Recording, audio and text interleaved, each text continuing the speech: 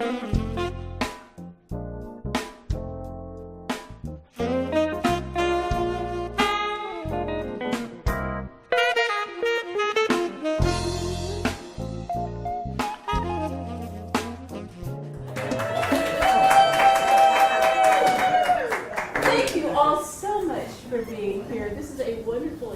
was thrilled when Pat and Christy asked us to host this event. I've been a fan of Pat's ever since he was my grandson's advisor at Winston. He was a hero in our family, and I have been a fan of Nan Cuba's ever since she founded Gemini Inc., which is a wonderful outreach for our community. So we're really blessed to have these two wonderful people here. And my husband and I are so glad you're here and hope that you enjoy the evening. And I will now turn it over to Pat and to Nan. Thank you, Lynn. I'm so honored to be here and have this role. And I know you're envious when you love to be chatting with him and introducing him.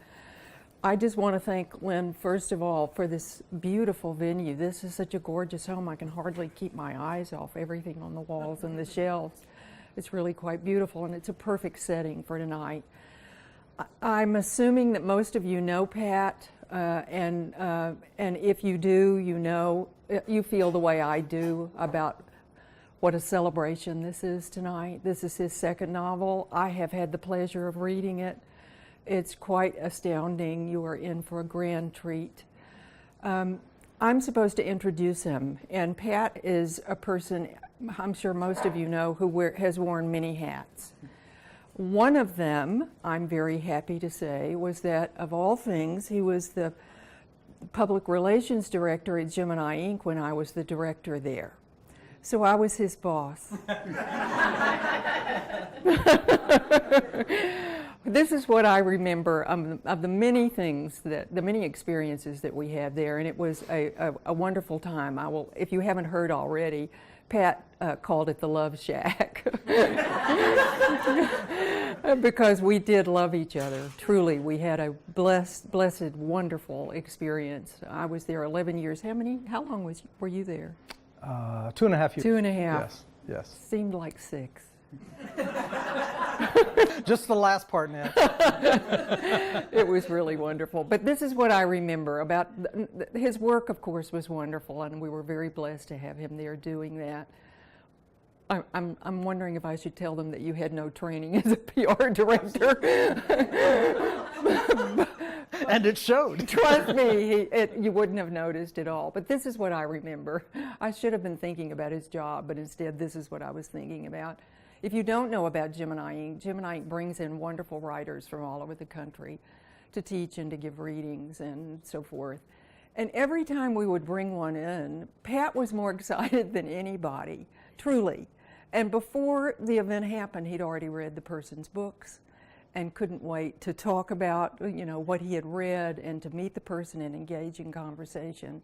Little did I know that he had, I guess did you have on your computer then? Had you already started writing these novels? I had already written Scarred Angels, yes. Yeah. I had no idea. And now, do you all know this? He has one novel. This is his second. He has 3 more next year that will be published. Yeah, so he has, we're ready for Pat to teach a Gemini in class. Yay! Right? Yeah. So now, at this point in the program, we're going to get to hear Pat read a little from the new novel. Aren't you excited about that? You ready? Pat Booker.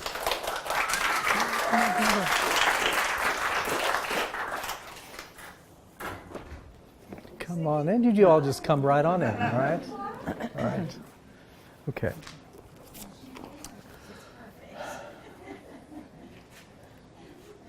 So I want to thank all of y'all for being here. I want to thank Lynn and Bill for this beautiful venue. I want to thank Christy for the wonderful food and drink that she gave to all of us this evening. The generosity of these people is just an incredible blessing to certainly for me and for all of us.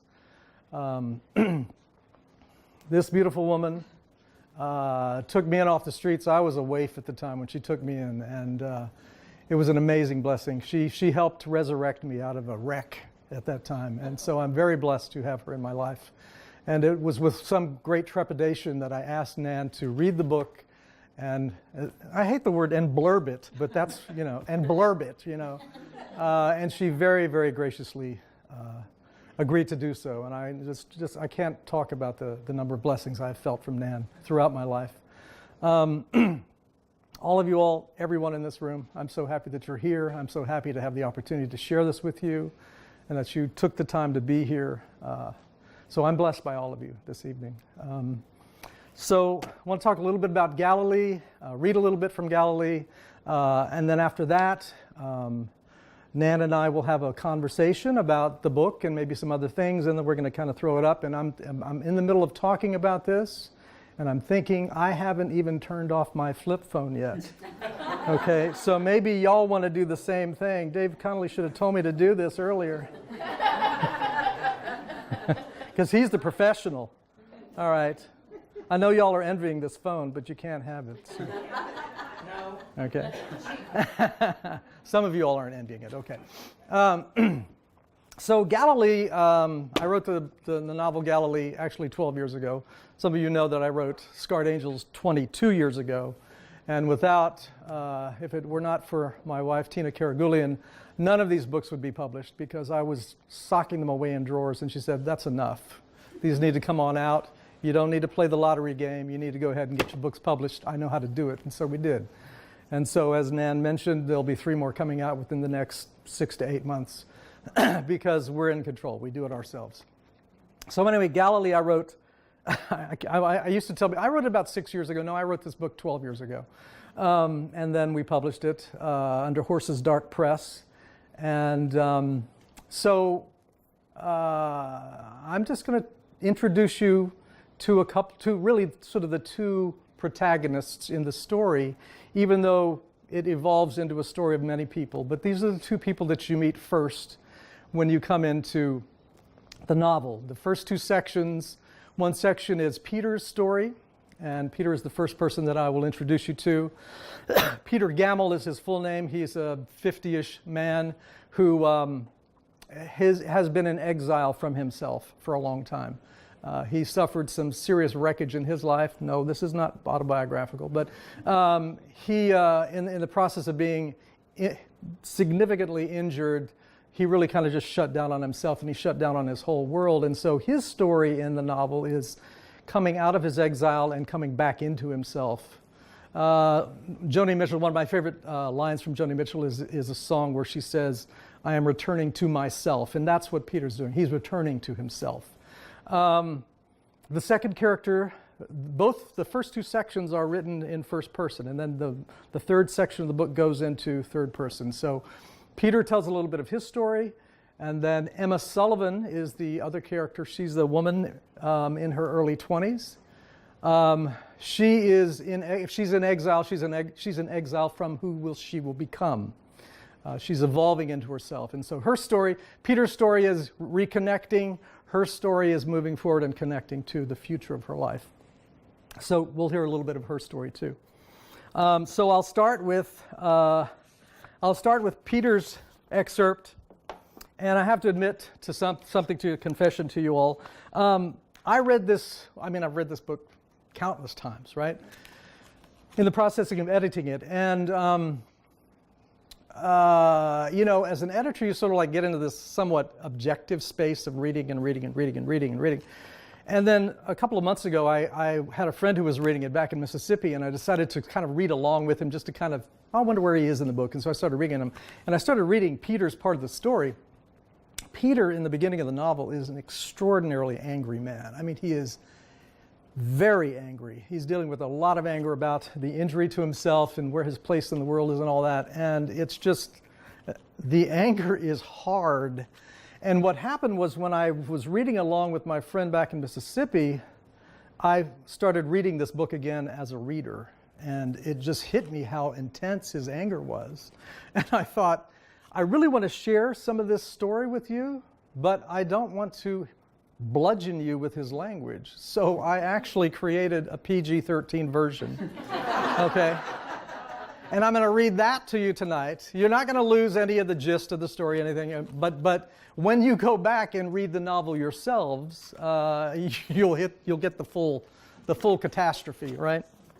So, put on the specs here, and I'm going to read a little bit of Peter's story, and then I'm going to read some of Emma's story.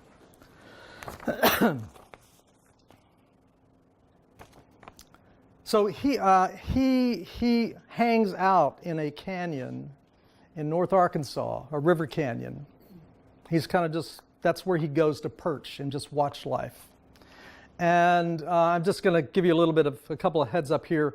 At some point, this is going to be a conversation between him and God, all right? And at some point, he's going to make reference to a gentleman by the name of Dr. William Rooney, who is a Methodist preacher in the town of Cherokee, Arkansas. And so when Bill Rooney's name comes up, you'll have some context for that. Okay. So up until that dream, I dreamt about as much as I prayed, which is to say virtually not at all. After the dream, after Emma in the water, God and I got down to business. What do you want of me, he asked. You know damned well what I want, I said. Like me in my 10 years of sullen silence, he clammed up. He didn't take kindly to my approach. Even forgetting my misery, he still had a lot to answer for. What did he expect? Gratefulness and bended knees? I called him out. Don't sull up on me. I want my leg back. You have your leg. You have two. You actually have the nerve to say that? I was pissed, but for some reason I couldn't help laughing. I was pissed at that too. Perhaps my eyes are different than yours. I see two legs. One, two. One of these is plain rusted. I see no rust. Not one for metaphors either, I see. No, I guess not. I like it plain and simple. I'll say, let me make it plain and simple for you then. I want my leg, this one, the one I've been gimping around on for 10 years now. I want this leg healed. He took a long time before answering. I can't do that, he said flatly. Can't or won't.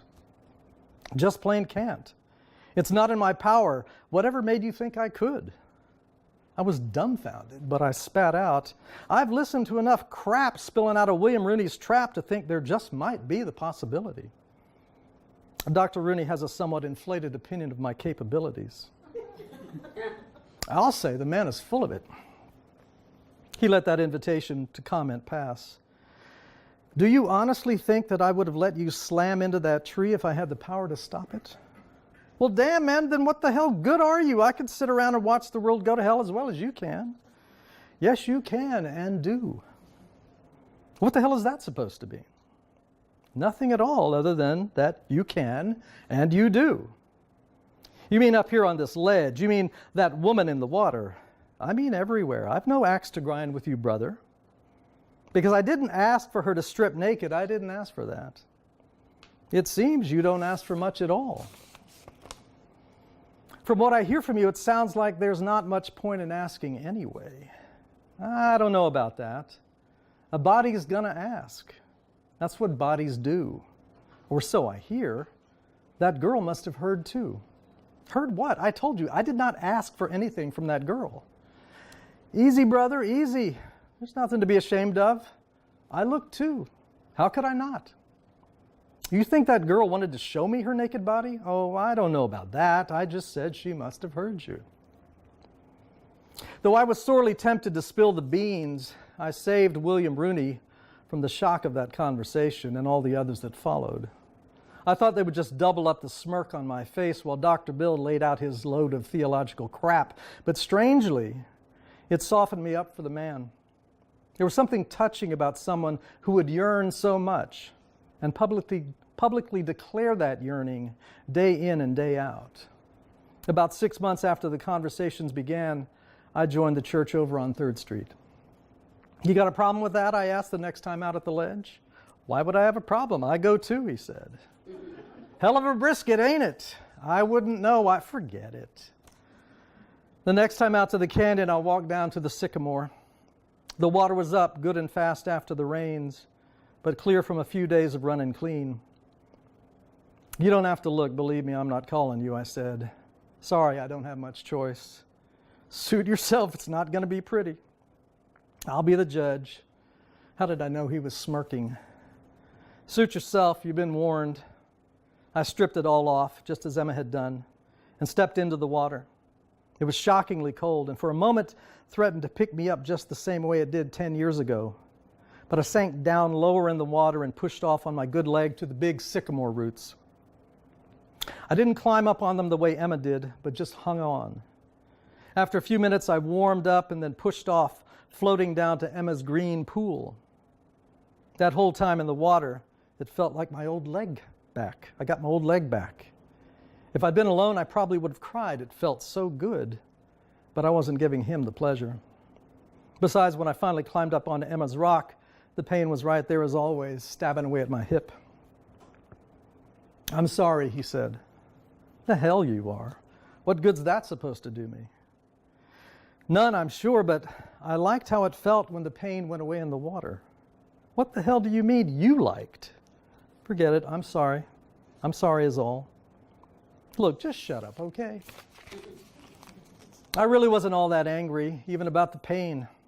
I just wanted him to shut up so I could sit and maybe see what Emma saw, maybe feel what she felt. I don't know if I did or not.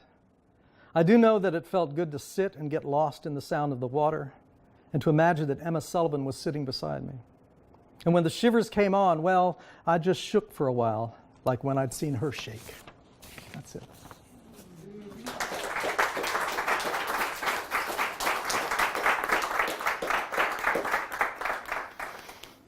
So that's part of Peter's story. That's book one in the novel. And then book two, I didn't have to do a PG version on this. Book two is Emma telling her story. And Emma starts out in Cherokee, Arkansas, and then she goes in search of herself. And she travels down the Palestine Highway, Highway 79 through East Texas, on down to Austin. And she stays in Austin for a while.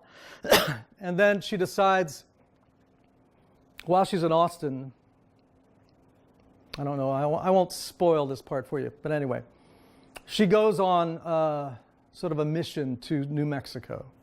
And she's on a mission to do something for a friend of hers who she met and befriended in Austin. And so she heads from Austin out to New Mexico. And I'm going to read a little bit of that section for you here. So this is Emma's story, Emma Sullivan.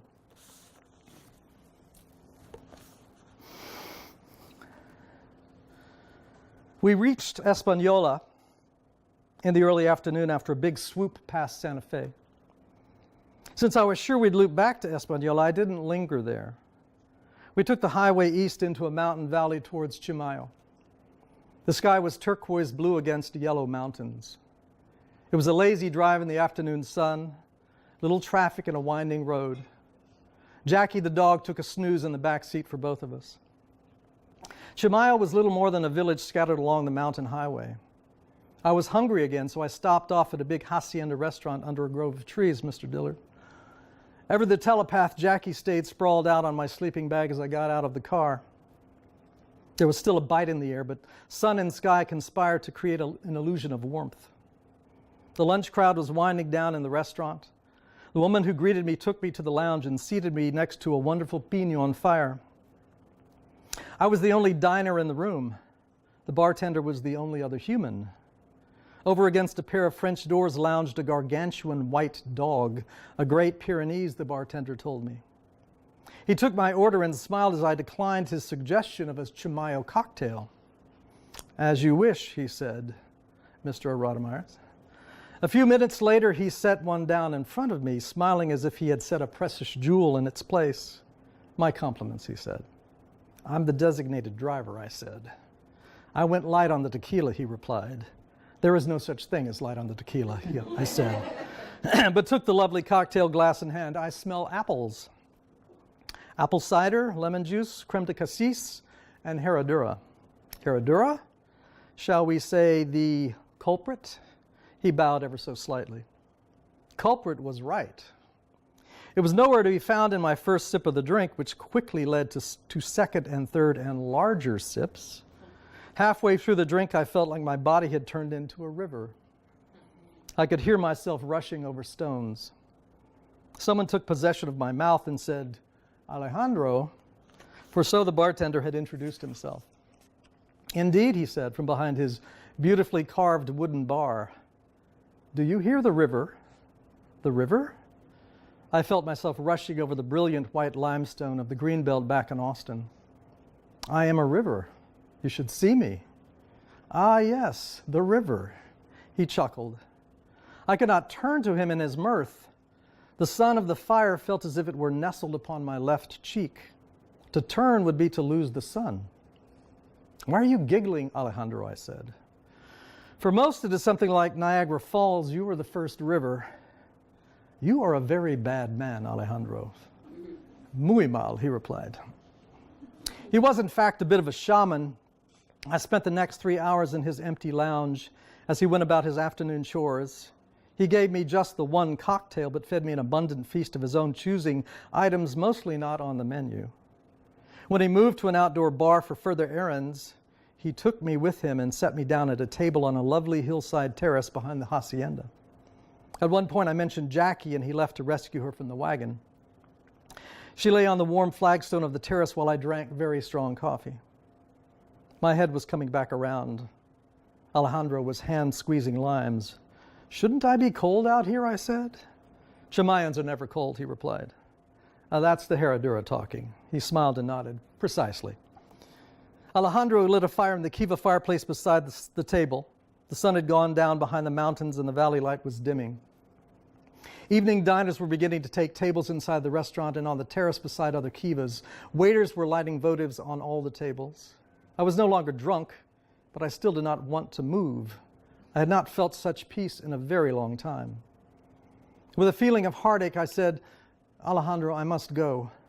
"What is this must?" he said. "There is no must. You have just arrived in Chimayo. Have you been to the weavers?" "No." "To the santuario?" "Of course not." "Have you not yet fulfilled your obligation?" "You have not yet fulfilled your obligation to Chimayo." "Of course you cannot leave." "You are taking me prisoner?" "On the contrary, I am setting you free." He sat down beside me and folded his hands upon the table. I liked his face very much. His hair was very dark. There was a hint of Emiliano Zapata in his look with his dashing mustache, but there was also an extraordinary gentleness in his manner. I could not tell his age. He could have been 40, could have been 60. "Listen to me," he said. "I do not make it a habit of handing out free drinks to every person who walks into my lounge. Ask my friends. Much to their chagrin, I make them all pay me up front. But this afternoon I see a young woman walk into my room, and the first thing I feel is my heart is breaking.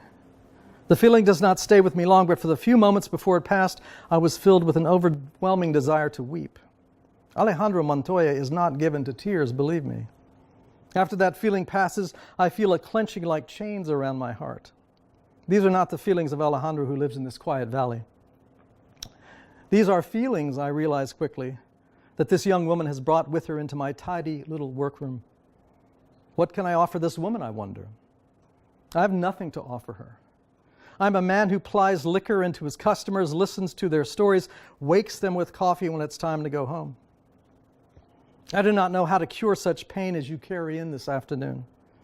I'm at a complete loss, and then Christ whispers to me, "One Chimayo cocktail will not hurt her." I tell him she has already refused. "Yes, I know," he says, "but this one is on me." So I give you his cocktail, and I feed you, and let you sit with me while I putter around, and I can see and feel in my own chest that your heart is lighter. The chains are looser. Yes, I know your pain is not gone, but you have felt some of the peace that so many others feel who stumble into our little valley. People who come to Chimayo and drink the drinks I set before them, eat the food we cook for them, who then buy their blankets and wool jackets from the weavers, and then go and get soppy-eyed over at the santuario as they experience maybe 5 minutes of a little mystery in their lives before heading out for their next shopping spree. Not once do they think of giving anything back besides the money they charge to their silver and gold and blue and titanium credit cards. But I look at you and I say to myself, you are not one of those people. You come with your broken heart and your little dog and your strange car with a sleeping bag in the back seat, and before I know it, you are a river running across river stones. And out of nowhere, the thought comes to be, she must give back. I'm puzzled. I do not know what this means. I think maybe this is Christ speaking again to me, but he says, no, Alejandro, this is all yours, mijo. So forgive me, mija, but I cannot shake the idea that you have an obligation and you have not met it. It was a lot of words to take in on strong black coffee, but one thing was clear to me. I felt no need and no desire to argue. I hadn't a clue what this all meant, but my body just seemed to be saying, the man is right, you're not going anywhere. Still, I put up the token fight. I said, I don't have a titanium card, Alejandro, but would cash do?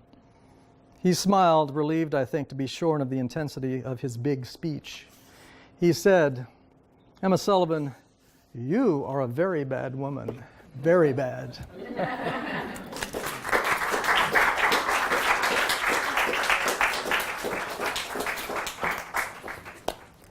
So Nan and I are going to talk a bit, and then we're going to throw it out to the audience, okay? I'm just going to ask him a couple of questions and let him ramble on about it. Oh, God, blather. No, Juan, no. I want to be sure you all can hear me, okay? So, good? All right. All right, Pat, in the foreword to the book, well, first of all, the title is Galilee. So there's a clue. Then in the foreword you say, you're quoting from the King James Version of the Bible, that this quote, can anything good come out of, it's actually Nazareth.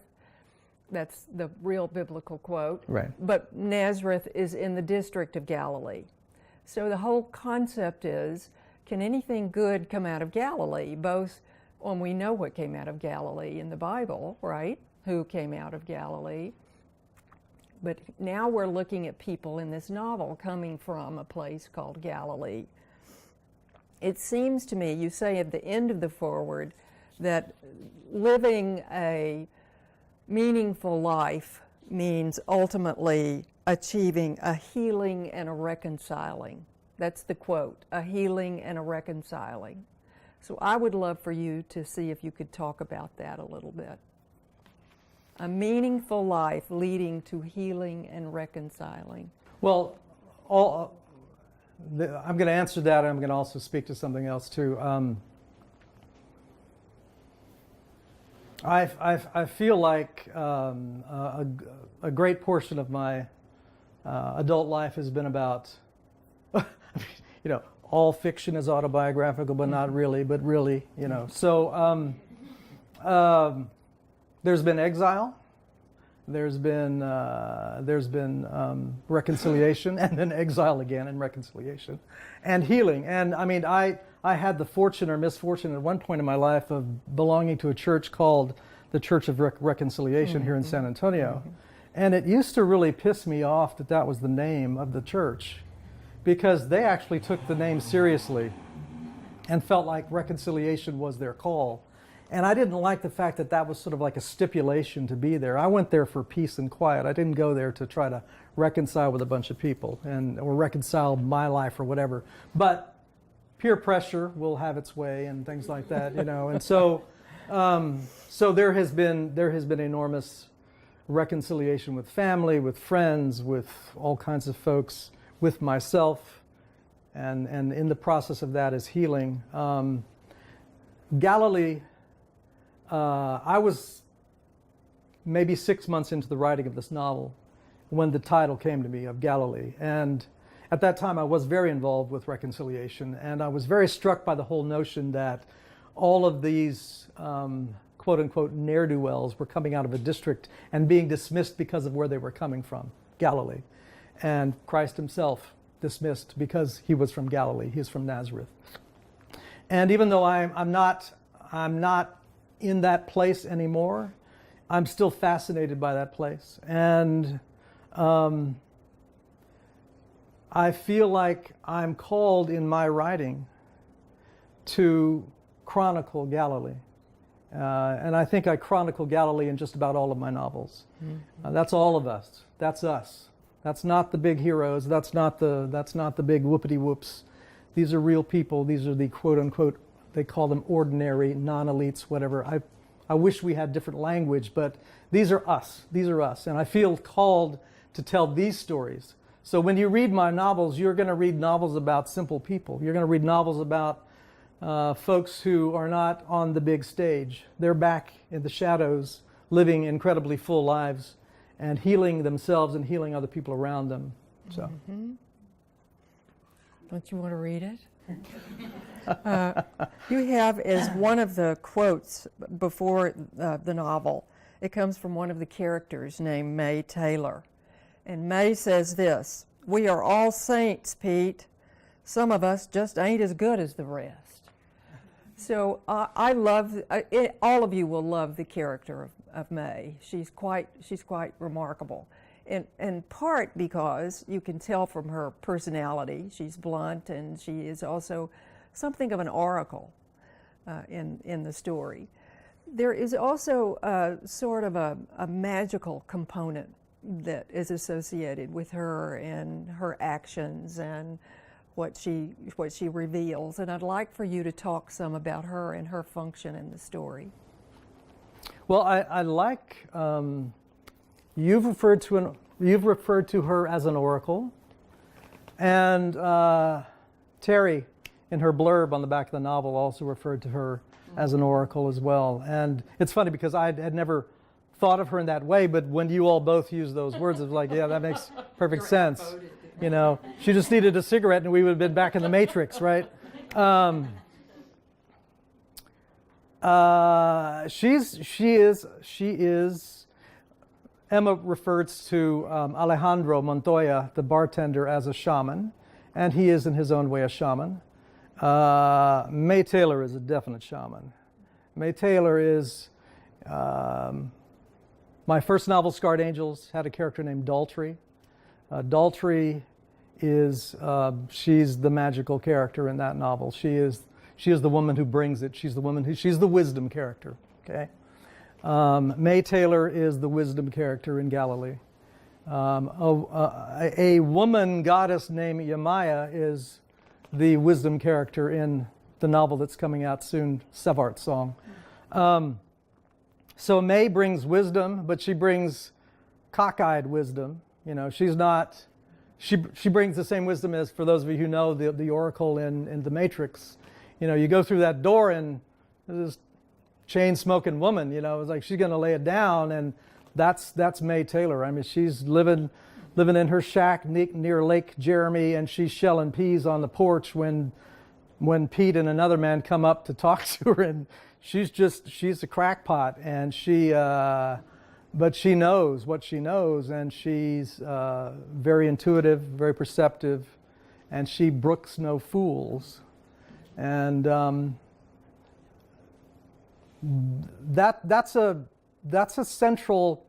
May, Yamaya, Daltrey, they're central archetypes in my fiction. These wisdom characters, they're all black.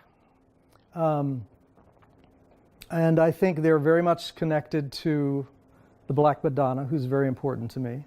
I feel blessed by the Black Madonna, and these are all Black Madonnas in these fiction. And so not only is she important in terms of what she brings into the story, she is, I think, and all of the others, Yamaya, Daltrey, they're the heart center of the novels. They're where the wisdom lies. And so, yeah. Mm-hmm.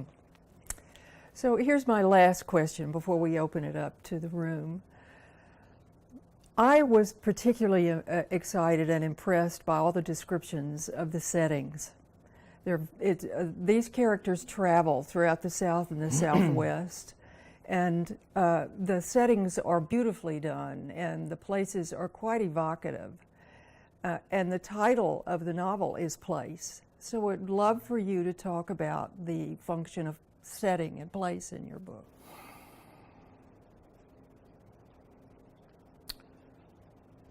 It grounds the story. It not only grounds the story, it grounds me in the story. It grounds me in the writing of the novels. When I have the place, then I can let the stories and the voices start coming through. So it's the ground for me. It also, I mean, people that know me, they know where these places are. They know they're not necessarily where I say they are. I mean, Chimayo, yes, Chimayo is exactly where Chimayo is, right?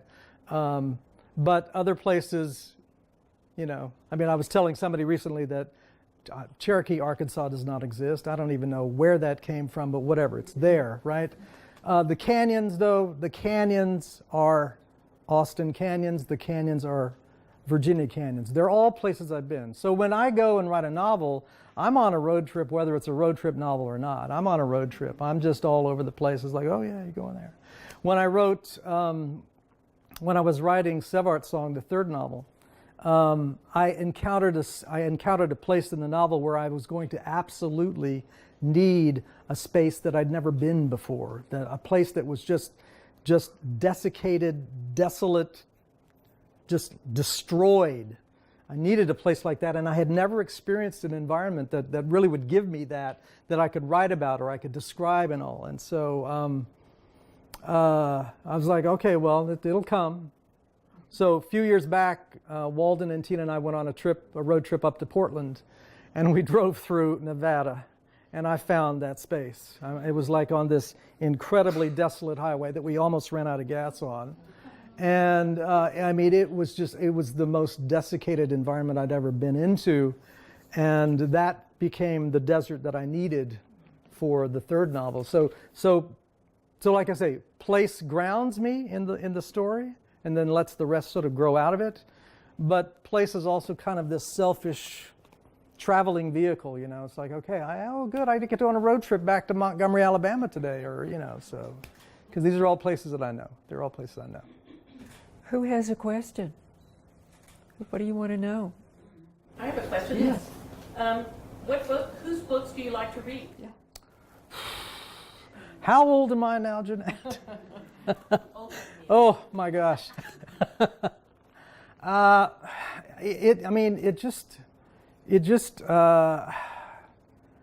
always feel like at the age of almost 65, I can't even answer that question anymore because I've read and loved so many different people. I will say, just not necessarily to sort of like lift him up on a pedestal, but many, many years ago, I read Goodbye Columbus by Philip Roth, and that's when the movie came out, read the book, blah, blah, blah. For some reason, over the last 6 weeks, is Philip Roth coming? I know he's dead. Is he coming to town or something? Because I've been reading all of his novels. Anyway, so I read probably half a dozen Roth novels in the past 6 weeks to 2 months, and just been staggered by. I read the American trilogy, which is staggering to me. Let me answer the question this way too, Jeanette. One of the biggest challenges I had before I started writing was when I started writing Scarred Angels.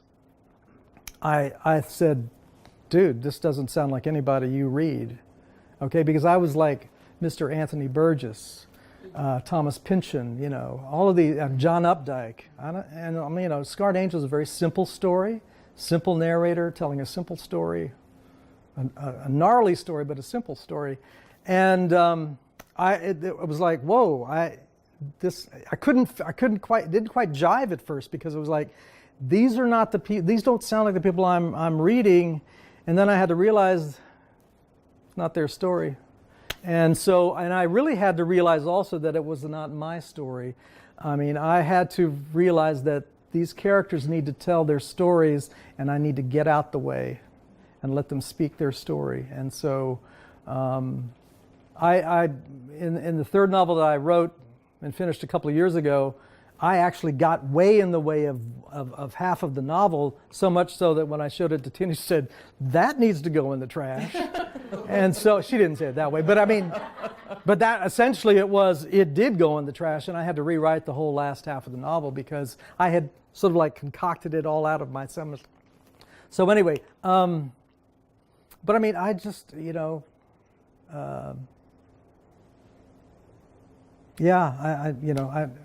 I wish I feel like if I did it, I'd just be like, rattling off name after name after name. And all I can say is that, for the last 6 weeks, I've been inundated in Roth and finding just staggering prose that I would have never even predicted to find in that. I think I would highly recommend The Human Stain, and I would highly recommend The first one. Yeah, American Pastoral. American Pastoral is just like, oof. Those two, those are the bookends, but the novel, the trilogy novel in the middle is I Married a Communist. And also Exit Ghost. I just finished Exit Ghost, which is another Nathan Zuckerman novel, one of his alter egos. And, yeah, here's the beauty of it. We'll never read everything we want to read, right? We'll never, ever, ever, ever read everything we want to read. But they're all out there for us, you know. And so I'll discover authors. I mean, I think of myself as, I've been pretty up on it for a while. No, I mean, I run into people like, I've never heard of that person. I need to read that person now or something. So, you know, not a good answer to your question, but yeah. So He was always like this. He read everything. I'm not kidding. that's part of his like, let's see what I remember. Yeah, I remember reading all of Atwood before she came, right? Yeah. Another question. Yes. How old were you when the first time you wrote something that you thought was special, whatever young age? Sure. The Sure. first time you thought, Sure. I like that. That feels good. Awesome. Great question. When I was 39 years old, living in New Orleans, I said, I want to write a short story for my birthday. And so that weekend, I wrote a short story. It was set in the hill country of Texas. I was living in New Orleans, and it was set in the hill country of Texas. And no, wait a minute. No, that one was set. That one actually was set in Canipa, Texas. Actually, it was about a pig woman, a woman who raised pigs.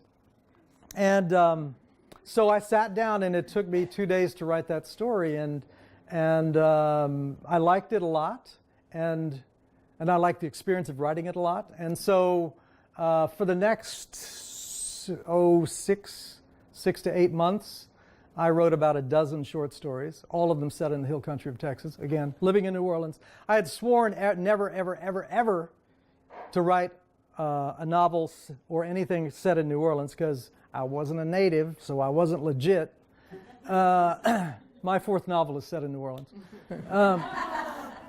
Forget the legit part. So anyway, and then about 8 months into that process, a friend of mine said, well, what about a novel? Why not write a novel? And I'm like, oh, that sounds cool. Let's do that. And so I got hit by a rampaging scandal in New Orleans that became, it was wedded with my nostalgia for San Antonio and this scandal that blew up 1 block from the house that I lived in New Orleans, and that became Scarred Angels. Yes. You had mentioned earlier that, and I think all 3 of your novels, that you had black women as strong, right, colorful, portrayed in your novels. I'm interested in what inspired you, or why did you choose to put them in that position? I mean, I know why I would have used them. And why would that be, Victoria? I know why you used them too, but... Oh, we get to be politically incorrect in here, right? I think that's awesome.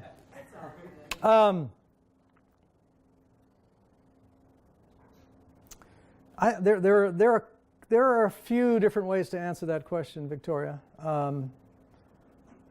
Well, I thought of another one too.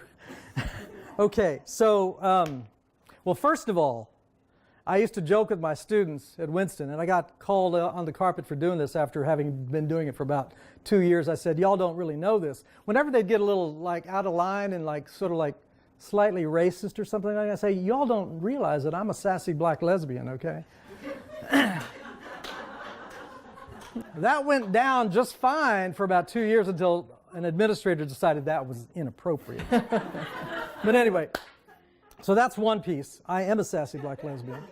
Oh my God, this is on film, right? Okay. Who cares? All right. So,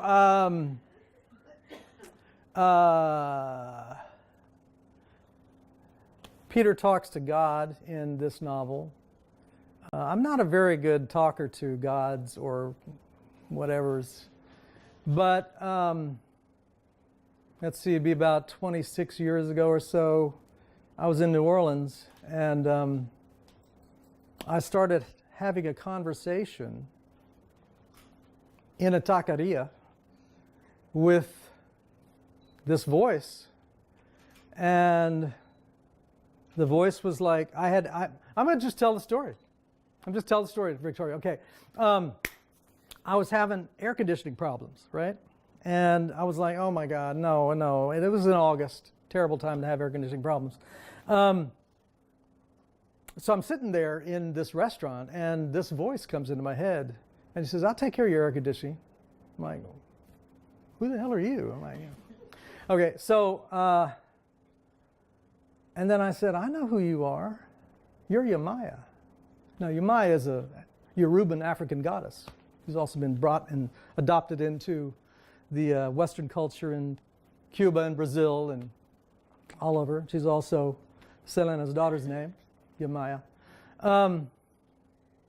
And she said, I'll take care of your air conditioning problems. I'm like, okay. She says, but then, so we're kind of a little haggling here, and I said,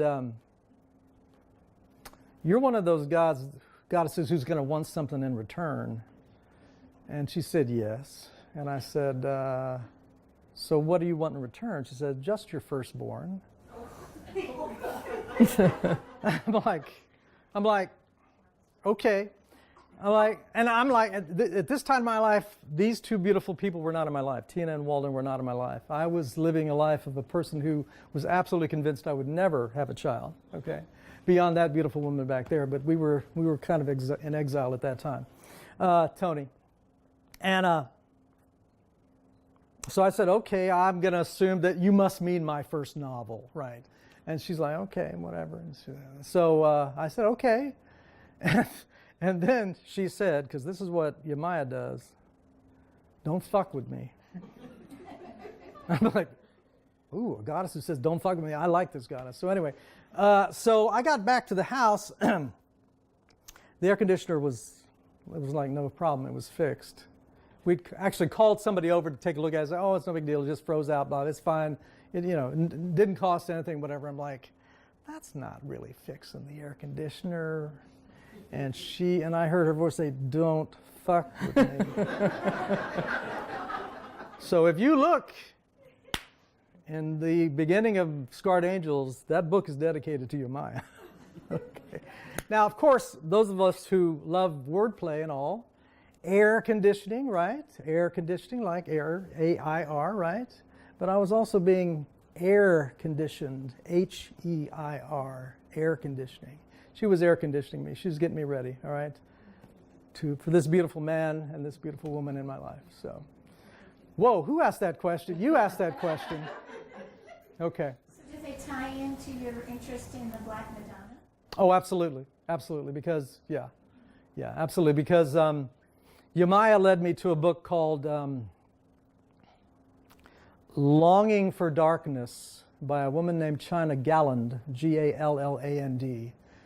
And she goes on a quest to find the Black Madonnas all over the world, but also the Black Buddha, Tara, and Kali, in Hindu. And she comes to San Antonio and goes to Our Lady of Czestochowa over there on Beethoven Street, which is where the shrine to the Black Madonna is here in San Antonio. And so this whole Yamaya, Daltrey and Scarred Angels, May Taylor, they are all manifestations, embodiments of the Black Madonna and let's call it my devotion to the Black Madonna. That's why she shows up all the time. So, yeah. One more question? Somebody close it. Oh, good. Uh-oh. Two more questions. Two. Go ahead. The older I get, the more I recognize that environments are important, but I'm carrying one with me from early in life. Which of your landscapes are you carrying with you from early in your life? Is it Texas? Is it hill country?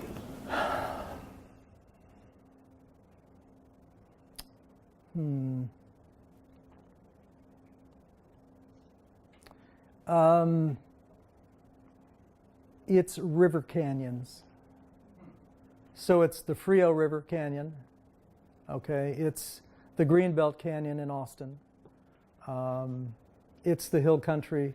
I think it's the hill country, Tom. I think, and I just kind of discovered that the first short stories I wrote were kind of romances, and they were all set either in Canepa or in the hill country.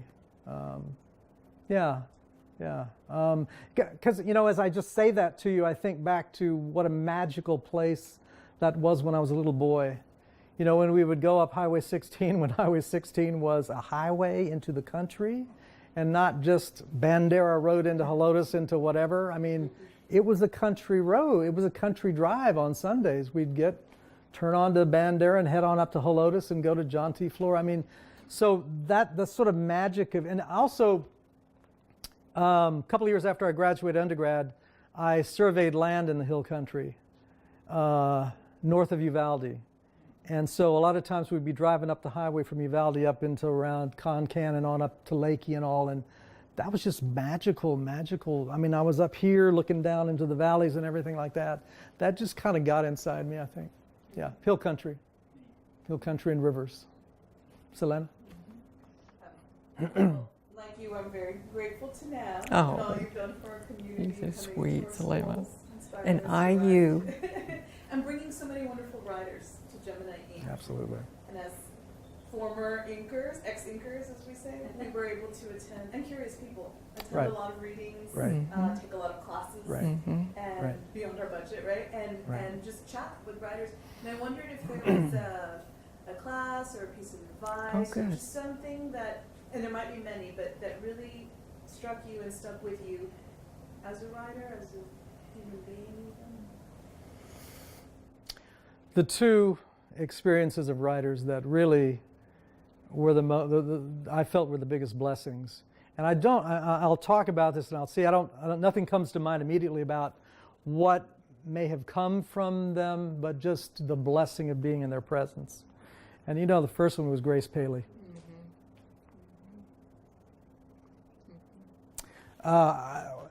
It's weird. When I heard Grace Paley was coming, like, Grace Paley, who's Grace Paley? Whatever, you know, like, well, and then I read Grace Paley.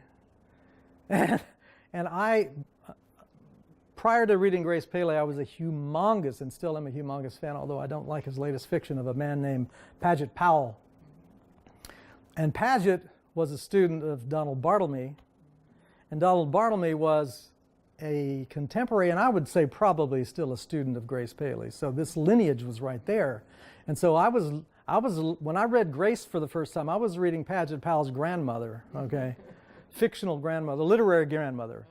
And she blew me away. I was like, whoa, this is calculus. This woman's fiction, this prose is calculus. I was thinking about her after I answered your question there, Jeanette.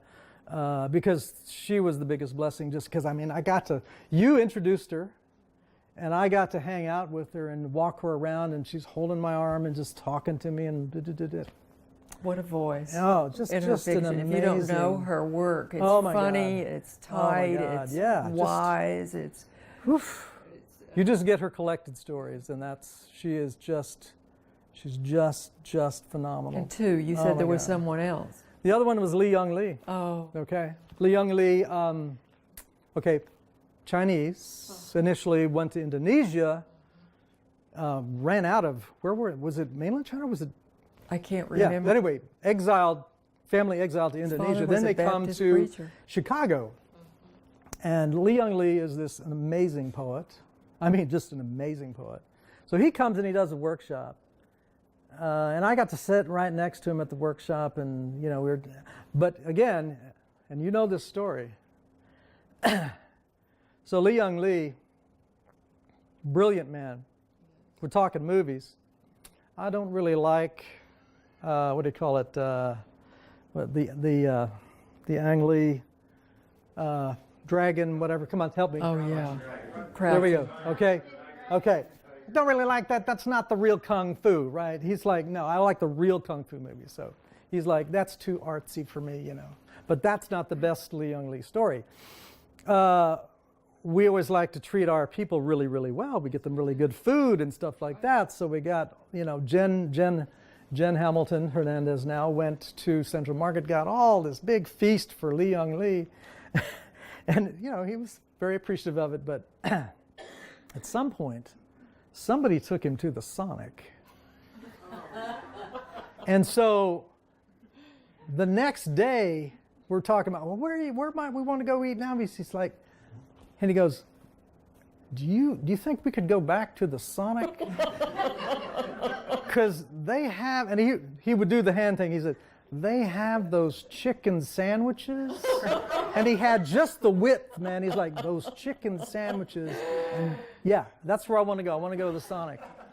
So, all right, so what's the lesson of that? The lesson, I mean, here you have this brilliant man, but he's in the world, right? He's in the world. He's not up here. He's in the world. Oh, God, he's just phenomenal. Yeah, he can do it all. He can do it all. He can do it all, yes. So those two, I mean, of course, there's Ricky Ducournay for other reasons, but, you know. Ricky Ducournay, you know, very sort of avant-garde author, writer, was for a long time at the University of Denver, no longer there. I'm not sure. I don't know where she's gone, where she's lit up. But anyway, so she, very, very exotic woman, everything like that. But the problem for Ricky is that as awesome a writer as she is, her claim to fame is she was the inspiration for Ricky Don't Lose That Number. Okay? So, and it's like, so, and what's funny is like, she doesn't really like that, but she always makes sure that you know that's the story, right? So I'm like, I'm rejecting it, but, you know, so anyway, so those two, Selena. So is there anything you'd like to add before we close this up?